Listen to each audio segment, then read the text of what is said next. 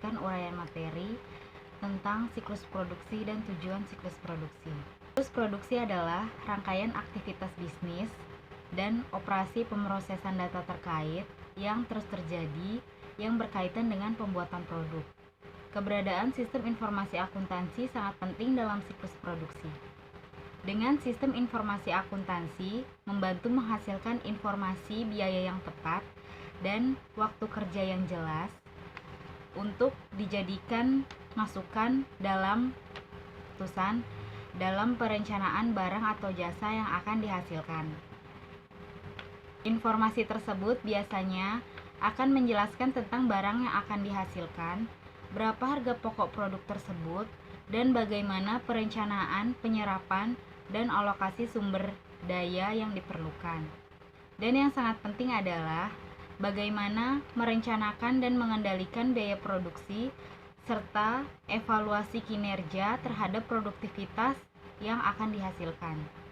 Pada saat pengambilan keputusan, dibutuhkan lebih banyak bahan informasi secara rinci tentang biaya dibandingkan data untuk membuat laporan keuangan sesuai prinsip-prinsip akuntansi yang diterima oleh umum.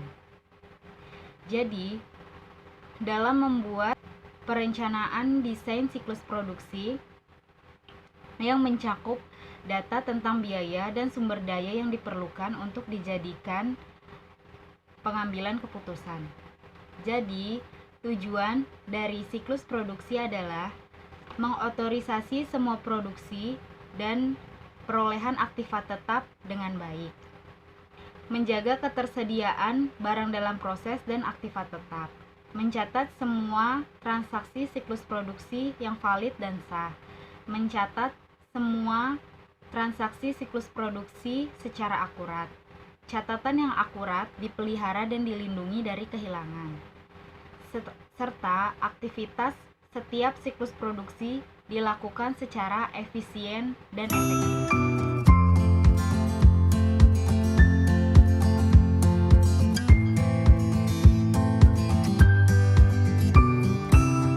Assalamualaikum warahmatullahi wabarakatuh. Nama saya Nazulani Putri. Nah, saya sendiri akan membahas mengenai poin kedua, yaitu aktivitas-aktivitas dalam siklus produksi. Ternyata dalam aktivitas-aktivitas siklus produksi terbagi menjadi 4 aktivitas, yaitu pertama desain produk, yang kedua ada perencanaan dan penjadwalan, yang ketiga ada operasi produksi, dan yang terakhir ada akuntansi biaya. Nah, mari kita bahas mengenai yang pertama, yaitu desain produk. Desain produk ini merupakan langkah awal atau langkah pertama dari siklus produksi.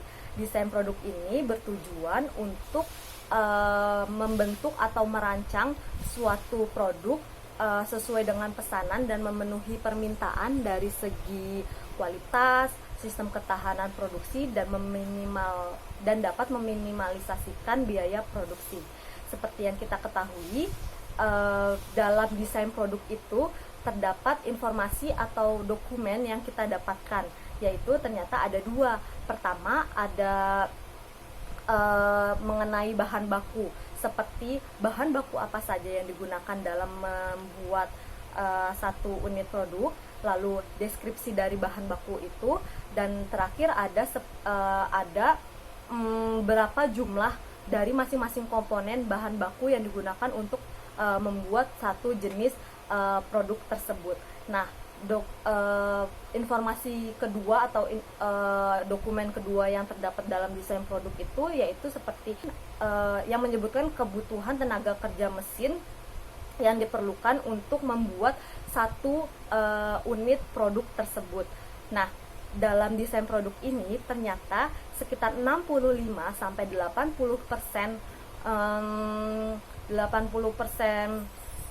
biaya produksi ternyata ditentukan pada desain produk. Nah, ini mengakibatkan peran akuntan ini sangatlah penting. Para akuntan ini dapat memberikan informasi mengenai berbagai jenis desain produk yang dapat mempengaruhi biaya produksi. Ini berkaitan guna meningkatkan jumlah komponen bersama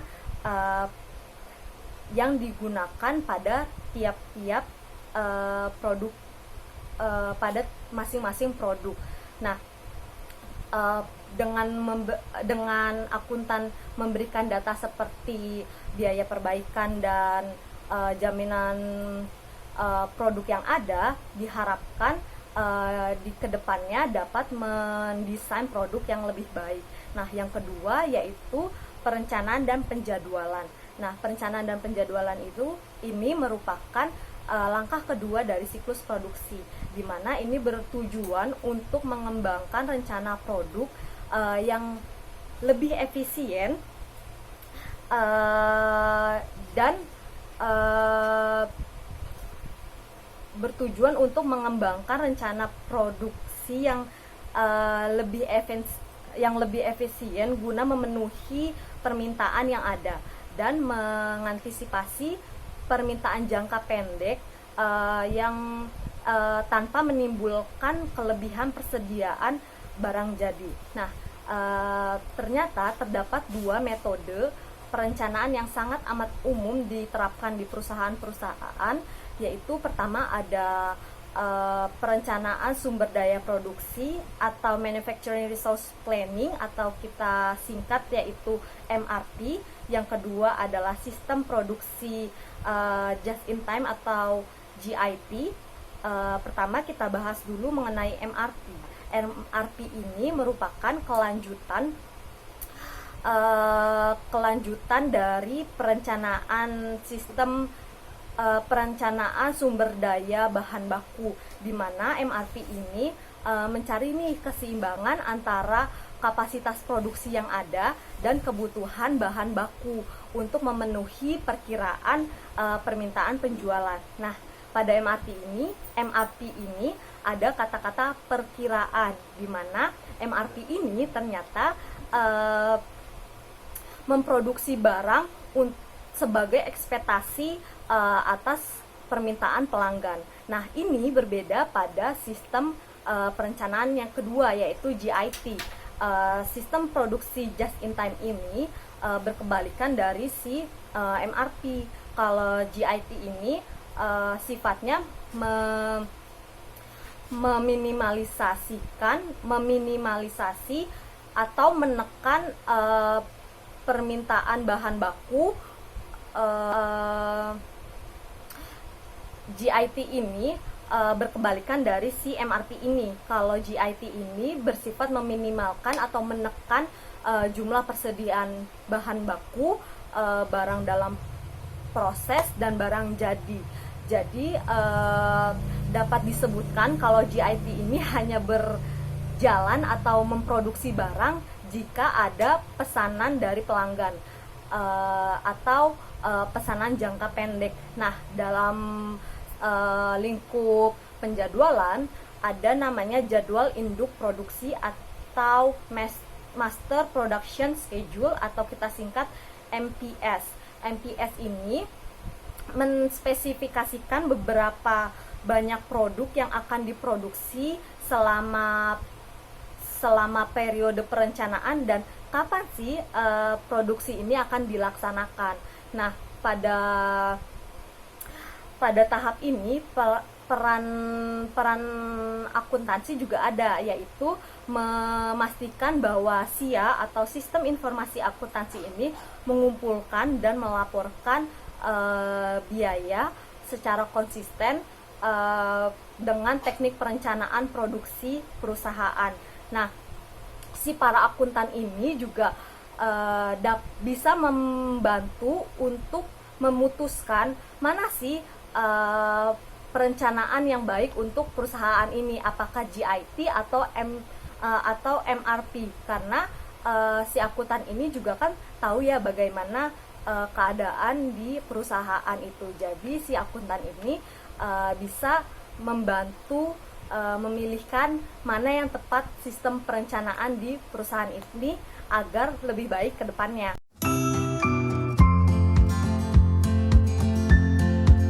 Assalamualaikum warahmatullahi wabarakatuh. Nama saya Friska Aulia. Di sini saya akan menjelaskan poin ketiga dari siklus produksi, yaitu operasi produksi.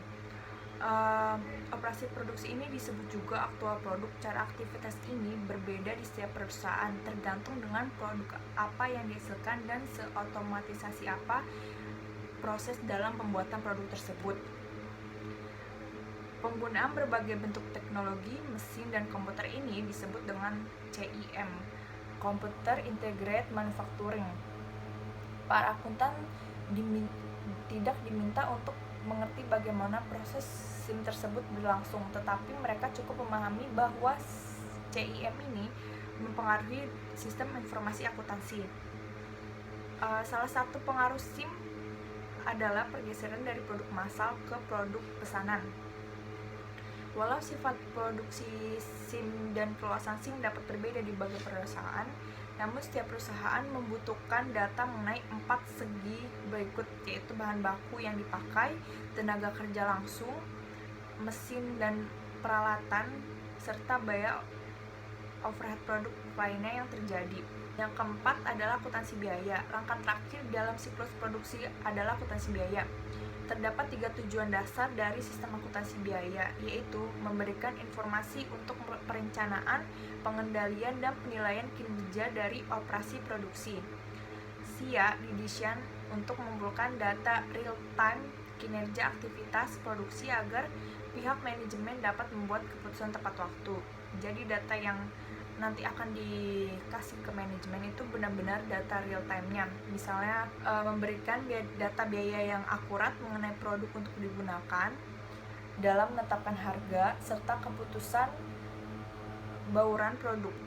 Sistem informasi akuntansi mengumpulkan berdasarkan berbagai kategori dan kemudian membebankan biaya tersebut ke produk dan unit organisasi tertentu. Jadi SIA ini berfungsi untuk benar-benar membebankan biaya tersebut ke produk yang memang seharusnya dibebankan. Selanjutnya adalah mengumpulkan dan memproses informasi yang digunakan untuk menghitung persediaan serta nilai harga pokok penjualan yang muncul di laporan keuangan perusahaan. Jadi akuntansi biaya ini untuk menghitung persediaan serta nilai harga pokok penjualan yang harus dimunculkan di laporan keuangan nanti. Sebagian besar perusahaan menggunakan perhitungan biaya pesanan dan proses untuk membebankan biaya produksi. Perhitungan biaya pesanan membebankan biaya ke batch produk tertentu atau pekerjaan tertentu dan digunakan ketika produk atau jasa yang dijual terdiri dari bagian-bagian yang dapat diidentifikasikan secara terpisah.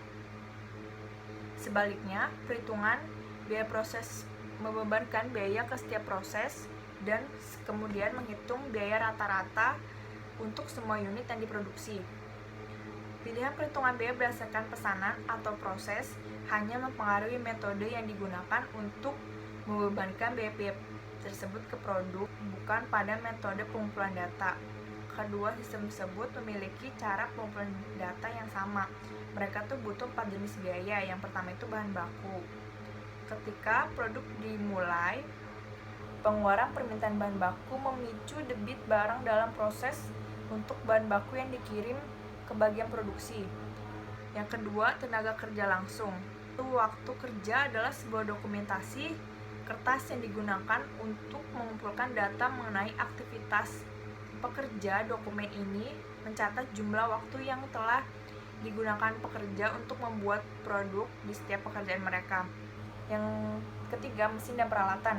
Ketika perusahaan mengimplementasikan CIM, mengotomatisasi proses produksi, proporsi yang lebih besar dari biaya produksi adalah berhubungan dengan mesin dan peralatan yang digunakan untuk membuat produk tersebut.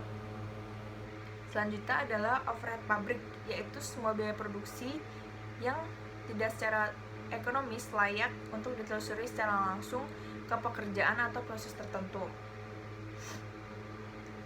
Untuk aktivitas tetap, SIA dapat mengumpulkan informasi mengenai gedung, pabrik, dan peralatan yang digunakan dalam siklus produksi. Aktivitas tetap harus diberi kode garis untuk memungkinkan pembaharuan yang cepat dan periodik atas database aktivitas tetap. Informasi minimum yang seharusnya dijaga mengenai aktivitas tetapnya yaitu nomor identifikasi, nomor seri, lokasi biaya, tanggal perolehan, nama dan alat pemasok umur yang diharapkan, nilai sisa yang diharapkan, metode penyusutan, beban penyusutan ke tanggal, perbaikan dan kinerja servis pemeliharaan. Terima kasih.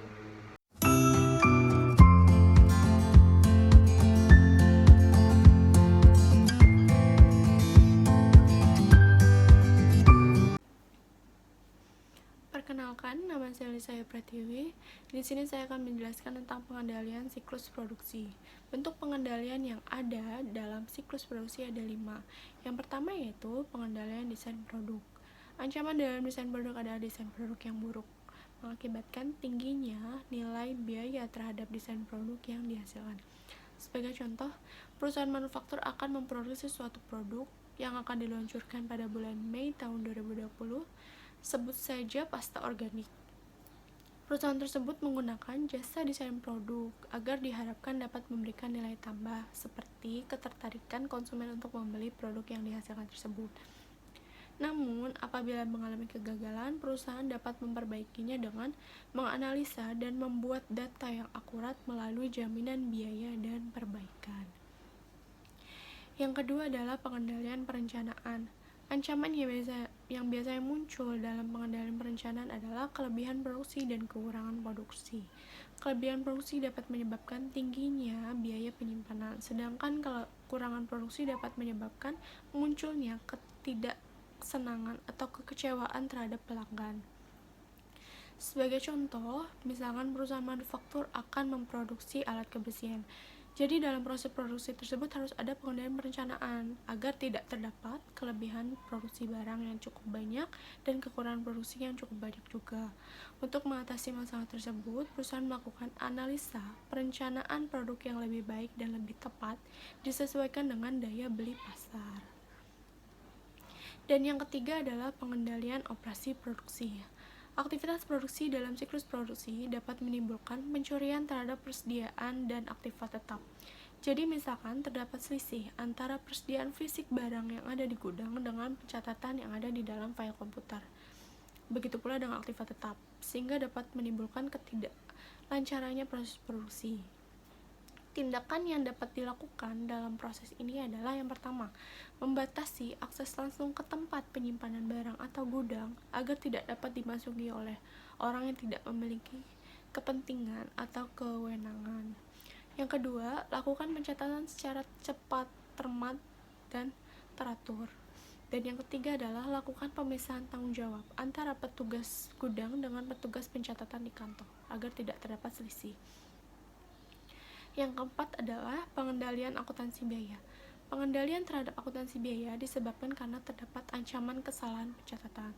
Kesalahan pencatatan terjadi ketika memasukkan data pada proses analisis pembiayaan.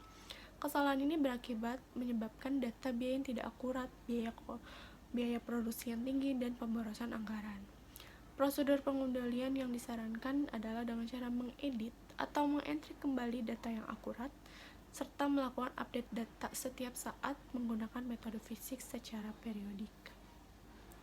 Dan yang terakhir adalah pengendalian ancaman umum. Pengendalian terhadap ancaman umum dalam siklus produksi ditimbulkan oleh kehilangan data atau kinerja yang tidak baik. Penyebabnya bisa dari kelalaian pegawai atau bisa juga karena sistem jaringan yang rusak. Untuk mengatasinya, siapkan file data cadangan setiap saat setelah melakukan update data. Sebagai contoh, data produksi persediaan. Setelah selesai melakukan update data tersebut, siapkan salinan data ke tempat yang aman agar tidak dapat dilihat atau diambil oleh orang yang tidak memiliki kepentingan dan kewenangan. Serta pada saat setiap melakukan update data tersebut, lakukanlah dengan teliti dan diperiksa kembali agar tidak terdapat kelalaian kembali. Terima kasih.